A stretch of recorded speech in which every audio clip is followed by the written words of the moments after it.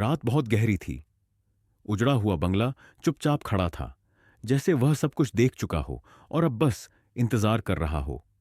संदूक खुली पड़ी थी, मिट्टी फैली हुई थी और जमीन के नीचे से निकला सोना हल्की रोशनी में चमक रहा था। यह चमक आंखों को नहीं बल्कि मन को चुभ रही थी। अभिषेक देर तक वहीं बैठा रहा। किसी ने कुछ नहीं कहा। दोस्तों की सांसें तेज थीं। हवा जैसे अचानक भारी हो गई थी। यह वही पल था जिसके लिए पूरा रास्ता बना था। लेकिन अब सवाल यह नहीं था कि सोना मिला या नहीं। सवाल यह था कि अब क्या किया जाए। अचानक बाहर से आवाज आई, पत्तों के कुचलने की, किसी के कदमों की। सब चौंक गए। टॉर्च की रोशनी दरवाजे की तरफ गई। दो परछाइयां दिखीं। दिल की धड़कन एकदम तेज हो गई। क्या किसी को पता चल गया? क्या कोई पीछा कर रहा था? दरवाजा खुला। सामने दो बूढ़े लोग खड़े थे, गांव के। चेहरे पर हैरानी थी, लेकिन आंखों में लालच नहीं। उन्होंने कहा कि वे कई सालों से इस बंगले की रखवाली जैसे करते आए हैं। लोग कहते थे यहां कुछ छुपा है, लेकिन किसी ने कभी अंदर जाने की हिम्मत नहीं की। आज पहली बार रोशनी देखी तो वे चले आए। अभिषेक ने राहत की सांस ली। उसने उन्हें अंदर बुलाया। बूढ़े आदमी ने सोना देखा और आंखें झुका लीं।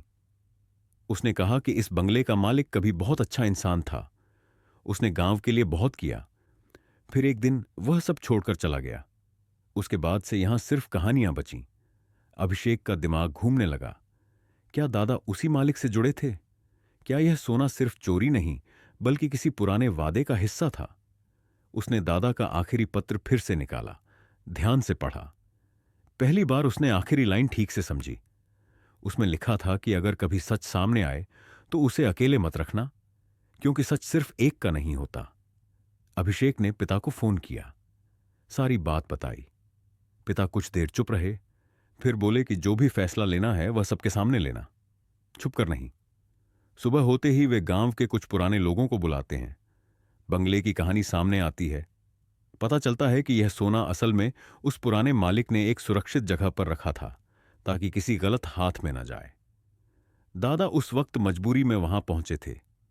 उन्होंने सोना नहीं बेचा, उन्होंने उसे छुपाया और इंतजार किया कि कोई ऐसा आए जो सिर्फ पैसा नहीं बल्कि सच भी ढूंढे। यह सुनते ही माहौल बदल जाता है। अब यह खजाना सिर्फ अभिषेक का नहीं रह जाता, यह एक जिम्मेदारी बन जाता है। लेकिन तभी एक और मोड़ आता है। गांव का एक आदमी जो अब तक चुप था आगे बढ़ता है। वह बताता है कि कुछ साल पहले कुछ लोग इस सोने के बारे में जान चुके थे। वे अब भी ढूंढ रहे हैं और वे खतरनाक हैं। डर फिर लौट आता है। समय कम है, फैसला जल्दी लेना होगा। अभिषेक पूरी रात नहीं सोता। वह छत पर बैठा सोचता है।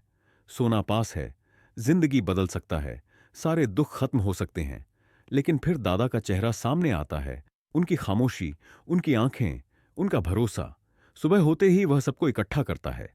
वह कहता है कि यह सोना सरकारी रिकॉर्ड में लाया जाएगा, कानूनी रास्ते से, गांव के विकास के लिए, एक हिस्सा परिवार के लिए, बाकी सब समाज के लिए।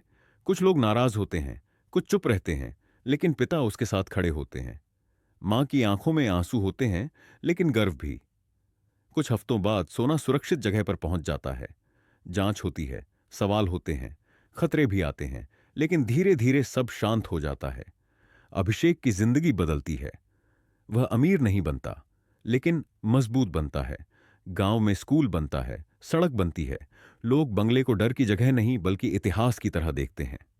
एक दिन अभिषेक फिर उस बक्से को खोलता है। अब उसमें सिर्फ कागज नहीं, एक सुकून है। वह समझ चुका है कि असली खजाना सोना नहीं था। असली खजाना वह रास्ता था जिसने उसे इंसान बनाया। कहानी यहीं खत्म नहीं होती, क्योंकि कुछ कहानियां अंत के लिए नहीं होती। वे आगे चलती रहती हैं, सवाल छोड़ती हैं, सीख छोड़ती हैं, और कहीं ना कहीं यह सवाल अब भी हवा में तैर रहा है। अगर तुम उस जगह होते तो क्या तुम भी वही फैसला लेते?